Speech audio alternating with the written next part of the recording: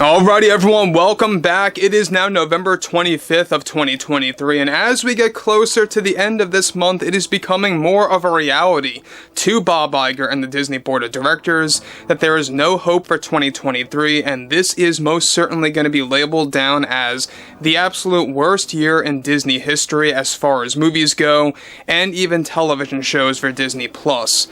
This is IGER. Subscribe if you are new and like this video to see future updates. I'm also on Twitter at MikeZero1. I thank you also very much for the great and kind support.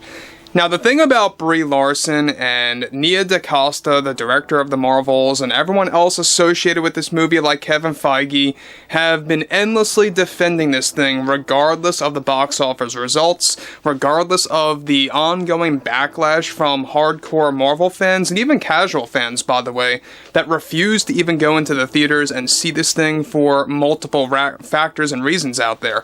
But what's interesting all the more so has a lot to do with the fact that Bob Iger is being very stubborn about what the current status of Marvel's situation really is right now. Pretty much on par with Star Wars. We know that everything that falls under Disney nowadays is pretty much expected to fail, as they keep doubling down on their usage of DEI and ESG year by year, and it's only going to get worse with their upcoming live-action remakes from their animated classics. We'll talk more about that later in the week, so stay tuned on that. But what's interesting about Kevin Feige and the certain actions that he's taking against Disney right now is putting him at risk of his job as president of Marvel Studios and as a producer for many of these titles for this current phase and phase 6 and beyond. Now, what's interesting about all of this moving onwards is that with the Marvel's box office showing no sign of a rebound and Kevin Feige heading into tensions with the Disney higher-ups, including Bob Iger, one major development has to do with how Kevin Feige is now taking action against Disney behind the scenes. Now, this significant update to the ongoing drama has to do with the recent firing of director Nia DaCosta of the Marvels after she recently lost her 10-project deal, where Kevin Feige has been siding with her in an attempt to convince Disney to reinstate her directing projects. Now, Kevin Feige is already reportedly laying down a series of ultimatums against Disney in a desperate move to have Disney at least reinstate some, not all, of the projects that were actually set within that deal for Nia DaCosta that she had lost. The reason why Feige 100% backs up Nia has to do with the fact that they both were pro-Captain Marvel and had dead center plans to make her the star and center of Phase 6. Now, Feige is also desperately defending Brie Larson, as all, of course, are trying to convince Disney to reinstate many of her cameo scenes that were originally planned for many upcoming MCU TV shows, for Disney Plus, and for the movies that Brie was fired from. In addition to this, the main ultimatum that Kevin is giving to Disney right now is that he is willing to no longer participate in promotional events for specific, not all, upcoming Marvel movies/TV shows if Disney keeps doubling down on their separation from the usage of Captain Marvel. Another ultimatum that Kevin is throwing at Disney involves his fight against Bob Iger's new budgeting restrictions that are making the production value of the upcoming films very difficult. Feige is already putting his job at risk by informing Disney that he is ready to no longer participate as a producer for some Marvel projects, however not all, and will be looking for someone else to take on some of the future films and/or TV shows as a producer. Now, the tensions between Marvel Studios by Kevin Feige and the higher-ups at Disney continue also after Disney forced Kevin to reduce funding for future marketing strategies for their 2025 Marvel lineup, which includes Fantastic Four and Blade, just to name a few of the films. Now, guys, let me just say one thing about that. Now, we know that Fantastic Four so far sounds like it's going to be an unattractive mess just to begin with. We know that they have these ongoing plans to gender swap the Silver Surfer from a male to a female. And look, we know that every single Fantastic Four film, for the most part, there's been 3 so far. If you want to really count the remake, nobody really pays attention to that. But all of them really have not performed that well. In fact, most of them flopped. And their usage of Doctor Doom never really came to satisfaction with the fans. Neither did the Silver Surfer.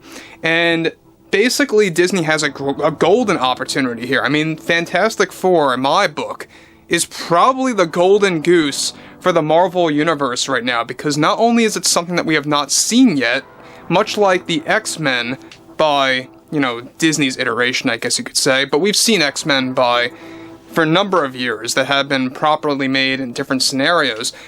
But Fantastic Four has never been properly made, and if they were to just take their time and budget that thing correctly and set the record straight with making this into a good film, I think that they could have really kind of turned things around if they wanted to.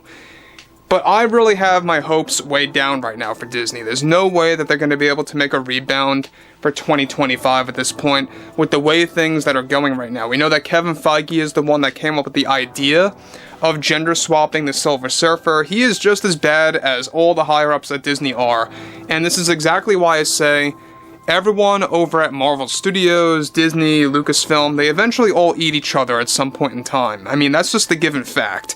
Everything eventually comes to that conclusion, and Kevin Feige is no solution. Alright, I'm not praising the guy at all here, I'm just saying that he is unhappy with the way things are going by Disney, with Bob Iger's cost containment plan wreaking havoc at Marvel Studios.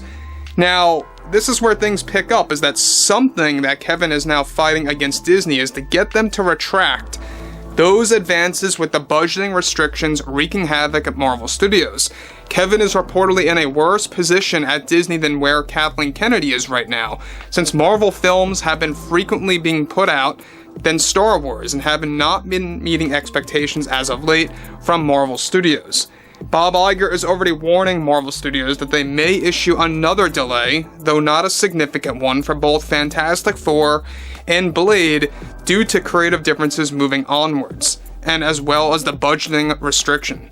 Now, what's interesting about that, alright, you're gonna see these movies looking more cheaply made.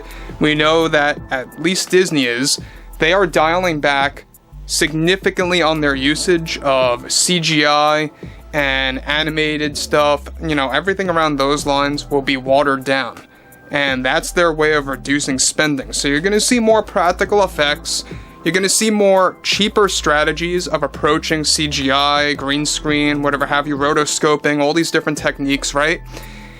And I think at the end of the day as well, you're going to see this next era of the Marvel Universe, especially in Phase 6, where it's really going to be so vastly different than what we have seen before, and not in a good way. We already know what they're planning to do with Blade, and how they're incorporating some of their original ideas from the original script that is now absent by making it an all-female led story. They're taking elements from that rejected story into the current one, and I can understand why Ali wants to shift away from that film and had a lot of issues with Disney's direction and some elements incorporated by Kevin Feige as well.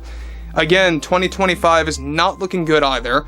24 is very barren to begin with. We only have Deadpool 3 by Marvel Studios, and that is yet again a saving grace for Disney when it comes to that year, as much as Wish was for this, and even that's not meeting expectations. So, anyway guys, drop a comment below, fill me in below in the comments what you all have to say about this, and if you guys did enjoy the content for today, make sure to drop a thumbs up on this video to support the channel, and I will catch you guys later.